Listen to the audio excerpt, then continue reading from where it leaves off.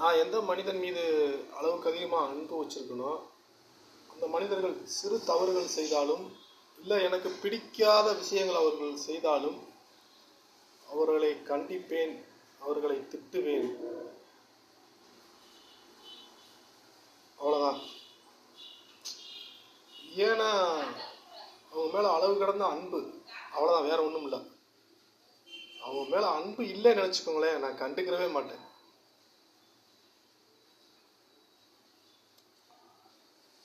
துன்பங்கள் வந்தாலும் அந்த துன்பங்களை சந்தோஷமாக ஏற்றுக்கொண்டால் அந்த துன்பங்கள் தித்திக்கும்.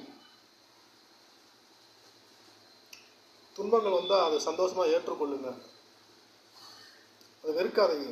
துன்பம் வந்துருச்சுட்டு வெறுத்து போயிடாதீங்க, மூளையில் சோர்ந்து போய் உட்காராதீங்க, சந்தோஷமாக ஏற்றுக்கொள்ளுங்க.